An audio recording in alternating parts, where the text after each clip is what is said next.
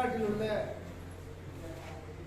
அரசு ஊழியர், ஆசிரியர், அரசு பணியாளர்களை உள்ளடக்கிய ஒரு 14 லட்சம் பேர் உறுப்பினராக உள்ள ஜாக்டோஜியோனுடைய பேரமைப்பினுடைய மாநில ஒருங்கிணைப்பாளர் கூட்டம் இன்று இங்கு நடைபெற்றது. இதில் 2 பிரதான முடிவுகளை மேற்கொண்டிருக்கோம். ஒன்று, சமீபத்தில் ஏற்பட்ட வெள்ளம் புயலின் காரணமாக மக்களுக்கான துயர் துடைக்கக்கூடிய பணியில் மாநில அரசு கடுமையாக ஈடுபடக்கூடிய நேரத்தில் மக்களுடைய வரிப்பணத்தில் ஊதியம் பெறக்கூடிய ஆசிரியர்கள், அரசு ஊழியர்கள், அரசு பணியாளர்கள் நாங்கள் அனைவரும் இந்த 14 லட்சம் பேரும் இந்த மக்களுக்கான துயர் துடைப்பு பணிக்காக ஒரு நாள் ஊதியத்தை வழங்குவது என்ற தீர்மானத்தை முதல் நிறைவேற்றிருக்கோம். இரண்டாவது, மக்களுடைய வரிப்பணத்தில் ஊதியம் பெற்றாலும் இந்த அரசு பொறுப்பேற்றதிலிருந்து ஒரு குடும்ப சண்டை போல தொடர்ந்து போராட்டத்தை நடத்திக்கிட்டே வர்றோம். நாங்கள் போராட்டத்தை அறிவிக்கும் போது அமைச்சர்கள் அழைத்து பேசுவது அல்லது முதல்வருடைய கவனத்துக்கு கொண்டு செல்வது என்ற அடிப்படையில் கடந்த 9ஆம் தேதி தமிழ்நாடு முழுவதும் தமிழகத்துடைய முதல்வருடைய தேர்தல் வாக்குறுதி ஜாக்டோஜியோனுடைய தீவுத்திடல் மாநாட்டில் மாண்புமிகு முதல்வர் பேசியது போல மறுக்கல மறைக்கவும் இல்லைன்னாரு. ஆனா இப்ப மறுத்துக்கிட்டே இருக்காரு அப்படின்னு அடிப்படையில் அவரை நினைவுபடுத்துறதுக்காக 9ஆம் தேதி தமிழ்நாடு முழுவதும் மறியல் வச்சிருந்தோம். மக்கள் புயல் வெள்ளத்தில் அப்படி பாதிக்கப்படும் பொழுது 4 மாவட்டம் தானே, 4 மாவட்டத்தை விட்டுட்டு தமிழக முதல்வர் கவனம் இருக்கக்கூடிய இடத்துல நம்முடைய மறியல் நடத்தலான்னு முடிவு பண்ணும்போது கூட நாங்க நிச்சயமாக அப்படி பண்ணக்கூடாதுன்னு அந்த போராட்டத்தை நிறுத்தி வச்சோம். இன்றைக்கு ஏற்கனவே எடுத்த முடிவு மறுபடியும் தமிழக முதல்வருக்கு நாங்க கொடுத்துருக்கோம். அங்க இருக்கக்கூடிய பைனான்ஸ் செக்ரட்டரி, முதன்மை செயலாளர் எல்லார்ட்டையும் கொடுத்திருக்கோம். டிசம்பர் 28 என்பது கோட்டையை முற்றுகையிட்டு கடந்த ஆட்சியாளர் போல எங்களுடைய தேர்தல் வாக்குறுதியில் மறுமுக இன்றைய முதல்வர் அறிவித்த பழைய ஓய்வூதியம், மறுபுறம் எங்களிடம் கடந்த அரசு பறித்த சரண்டர், இவர்கள் ஆட்சிக்கு வந்ததுக்கு பிறகு அன்டில் ஃபர்தர் ஆர்டர்னு போடக்கூடிய அளவுக்கு கொரோனாவுக்கு பறிச்சதை நிரந்தரமா பறிச்ச ஒரு அரசாக இது மாறி இருக்கு.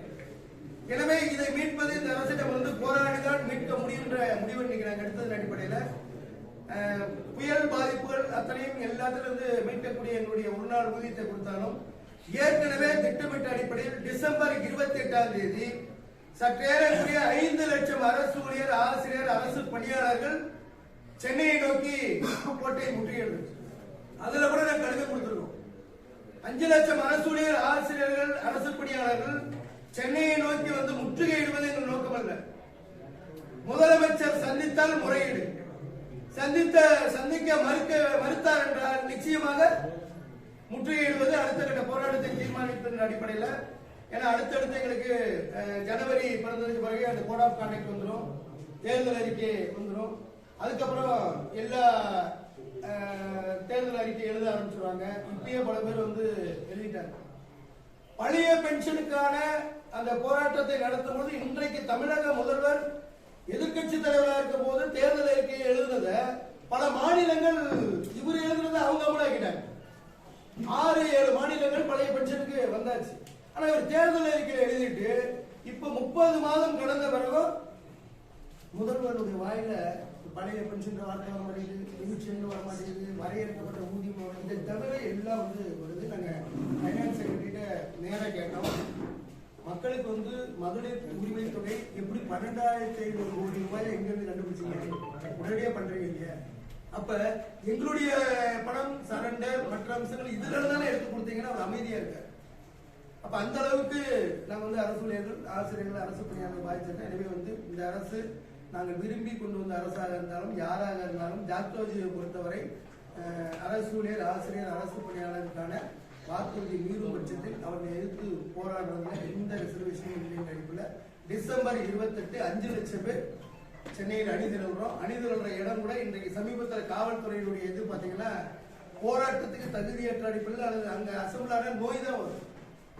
ராஜரத்ன சேரிக்கு பக்கத்தில் வந்து அங்க போய் அசம்பிளாக வைப்பாங்க, அல்லது வந்து வள்ளுவர் கோட்டம் ஜாக்டோஜியை பொறுத்த வரைக்கும் 40 ஆண்டு காலம் நாங்க எங்களுடைய சொந்த இடம்ன்றது அரசு விருந்தினர் மாளிகை, அங்கதான் ஒன்று கூட போறோம்.